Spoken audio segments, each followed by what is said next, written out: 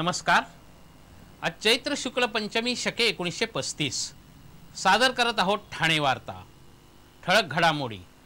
जिल्हा न्यायाधीश पदासाठी योग्य उमेदवार मिळावेत म्हणून बार काउन्सिलनी सहकार्य करण्याचं मुंबई उच्च न्यायालयाचे मुख्य न्यायमूर्ती मोहित शहा यांचं आवाहन।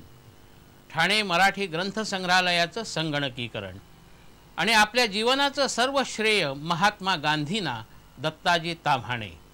या आणि इतर घडामोडी विस्तृतपणे पण काही क्षणातच। जिल्हा न्यायाधीशांसाठी मुख्य न्यायाधीश म्हणून नियुक्ती करण्याकरता योग्य उमेदवार मिळणं अवघड झाल्याची खंत मुंबई उच्च न्यायालयाचे मुख्य न्यायमूर्ती मोहित शहा यांनी ठाण्यात बोलताना व्यक्त केली। ठाण्यामध्ये आयोजित करण्यात आलेल्या राज्य वकील परिषदेत त्यांनी ही खंत व्यक्त केली। वकील संघटनांनी जिल्हा न्यायाधीश पदासाठी योग्य उमेदवार मिळण्याकरता काही अभ्यासक्रम सुरू करावेत असं आवाहन त्यांनी केलं। उच्च न्यायालय न्यायाधीश पदासाठी होणाऱ्या परीक्षा मराठीतून देण्यासाठी प्रयत्नशील आहे, म्हणजे टप्प्याटप्प्याने कारभारी मराठीत करता येऊ शकेल। Bar council of Maharashtra and गोवानं आपल्या वकिलांसाठी काही मार्गदर्शक तत्त्व तयार करावीत, ज्यामध्ये काही दाव्यांमध्ये ते विधी सेवा विभागाला सहकार्य करू शकतील। न्याय जलद गतीने होण्यासाठी व्यवस्थेमध्ये आवश्यक ते बदल केले जात आहेत। दिल्लीमध्ये झालेल्या न्यायमूर्तींच्या परिषदेमध्ये सर्वोच्च न्यायालयाच्या मुख्य न्यायमूर्तींची संख्या राज्यांनी दुप्पट केल्यास न्यायालयातील प्रलंबित प्रकरणे लवकर निकाली निघू शकतात असं सांगून इतर राज्यांच्या तुलनेत राज्यात 10 लाख लोकसंख्येमागे 18 न्यायमूर्ती असल्याचं त्यांनी सांगितलं।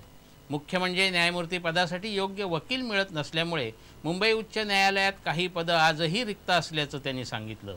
2011 मध्ये 100 न्यायमूर्तींसाठी जाहिरात दिल्यावर अवघे 41 आणि 2012 मध्ये 159 पदांसाठी फक्त 55 उमेदवार मिळाले। सध्याच्या मंजूर जागाही भरल्या जाऊ शकत नाहीत। याला काय कारण आहे हे समजू शकत नाही। वकील यासाठी का पुढे येत नाहीत असा प्रश्न उपस्थित करून जिल्हा न्यायाधीश पदासाठी नुकत्याच झालेल्या पदवीधरांचंही स्वागत असल्याचंही त्यांनी सांगितलं। बार काउन्सिलनी योग्य उमेदवार पुढे यावेत यासाठी प्रयत्न करण्याची गरज असून चांगले न्यायमूर्ती मिळाले नाहीत तर भविष्यात न्यायसंस्था चालवणंही अवघड होण्याची भीती त्यांनी यावेळी व्यक्त केली।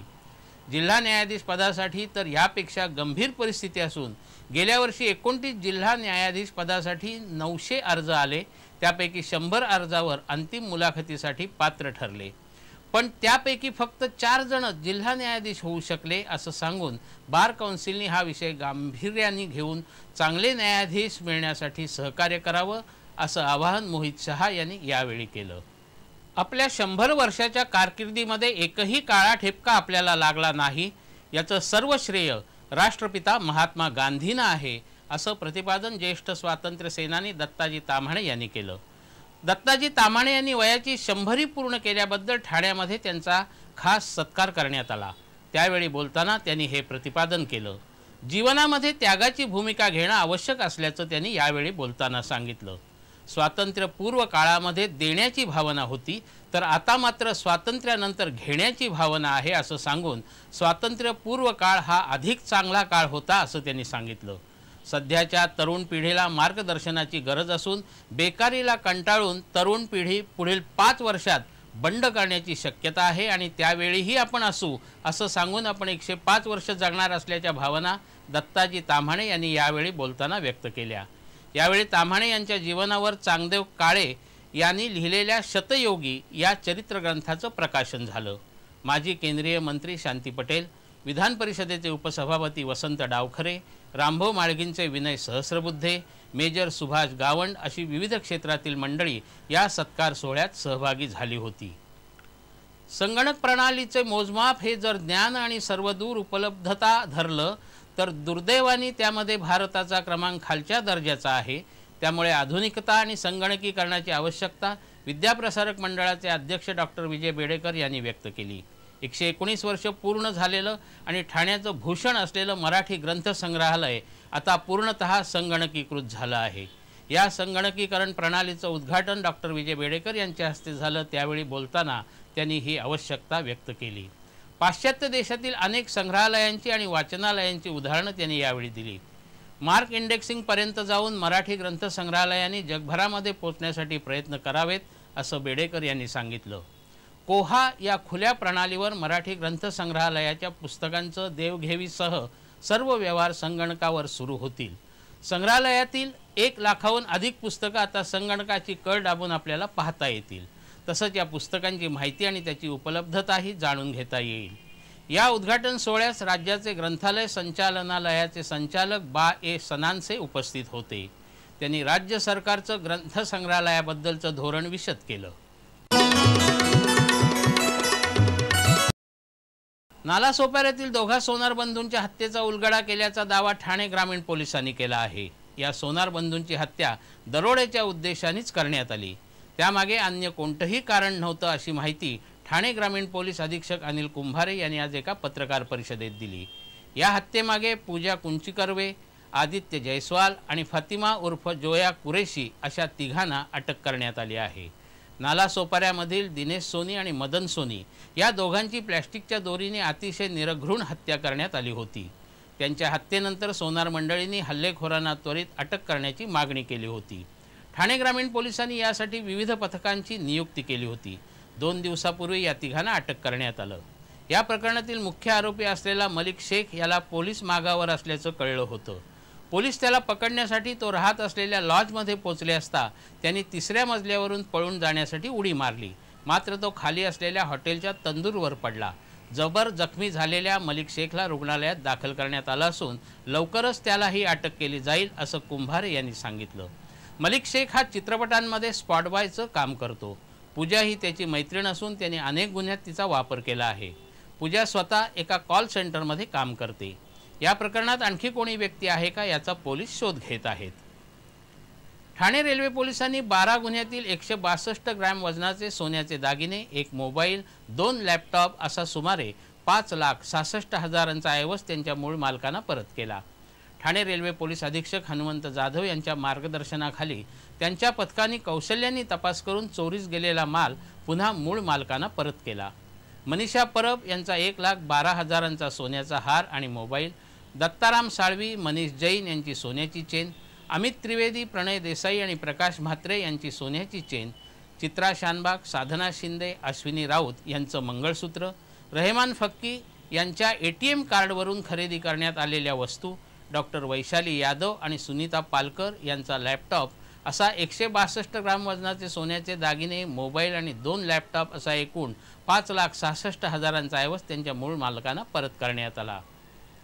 भारतीय घटनेचे शिल्पकार डॉक्टर बाबासाहेब आंबेडकर यांची 122वी जयंती काल ठाणे जिल्ह्यात मोठ्या उत्साहात साजरी करण्यात आली।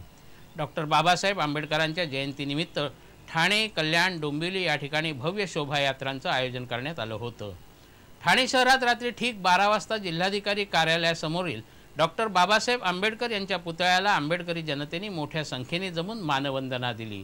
महापौर हरिश्चंद्र पाटील, आमदार राजन विचारे तसंच आंबेडकर अनुयायांनी पुष्पहार अर्पण करून आंबेडकरांना अभिवादन केलं, तर काही आंबेडकर अनुयायांनी मेणबत्त्या प्रज्वलित करून आंबेडकरांना अभिवादन केलं। डॉक्टर बाबासाहेब आंबेडकरांच्या पुतळ्याला पुष्पहार अर्पण केल्यानंतर फटाक्यांची आतिषबाजी करण्यात आली। ठाणे शहराच्या काही भागाचा पाणी पुरवठा उद्या सकाळपासून 24 तास बंद राहणार आहे। उल्हास नदी पाणीसाठ्याच्या नियोजनाकरता कळवा लघु पाटबंधारे विभागाकडून 14% पाणी कपात करण्यात आली आहे। त्यामुळे स्टेम पाणी पुरवठा कंपनीकडून होणारा पाणी पुरवठा दर मंगळवारी सकाळी 9 ते बुधवार सकाळी 9 असा 24 तास बंद ठेवला जातो। या अंतर्गत उद्या घोडबंदर रस्ता, बाळकुम, ढोकाळी, कोलशेत, पवारनगर, खारटन रस्ता परिसर, साकेत या परिसराचा पाणी पुरवठा बंद राहणार आहे। तर सिद्धेश्वर, महागिरी, ऋतुपार्क, उथळसर, नौपाडा, वृंदावन, श्रीरंग, पाचपाखाडी, चरई, इटर्निटी, खारेगाव, रेतीबंदर आणि मुंब्र्याच्या काही भागाचा पाणी पुरवठा सुरू ठेवला जाणार आहे। ठाण्यामध्ये काल अग्निशमन दिन धीरगंभीर वातावरणात संपन्न झाला। 68 वर्षापूर्वी मुंबई गोदीतील आग विझवताना धारातीर्थी पडलेल्या अग्निशमन दलातील अधिकारी आणि कर्मचाऱ्यांना श्रद्धांजली वाहण्यासाठी दरवर्षी 14 एप्रिलला अग्निशमन दिन पाळला जातो। ठाणे महापालिकेच्या बाळकुण अग्निशमन केंद्रामध्ये या निमित्ताने एका कार्यक्रमाचं आयोजन करण्यात आलं होतं। 14 एप्रिल 1944 रोजी मुंबई गोदीत ही दुर्घटना घडली होती। या आगीमध्ये मरण पावलेल्या हुतात्म्यांना श्रद्धांजली वाहण्यासाठी ठाणे महापालिकेने हा कार्यक्रम आयोजित केला होता। ठाणे महापालिका अग्निशमन दलातील शहीद झालेल्या 6 जवानांना तसंच गोदीतील आग विझवताना मृत्युमुखी पडलेल्या अग्निशमन दलाच्या अधिकारी आणि कर्मचाऱ्यांना महापौर हरिश्चंद्र पाटील यांच्यासह महापालिका अधिकारी पदाधिकाऱ्यांनी श्रद्धांजली अर्पण केली। आता निवास वार्ता। ठाण्यात खरेदी विक्री तसंच भाड्याने उपलब्ध असलेल्या जागांची माहिती देणारं सदर। समतानगर येथे 320 चौरस फुटाचं एक दुकान विकत देणं आहे। अपेक्षित किंमत 50 लाख रुपये। अधिक माहितीसाठी आपण डीजे असोसिएट्सशी 97 697 99 971 अथवा 2536 0007 या दूरध्वनी क्रमांकावर संपर्क साधू शकता।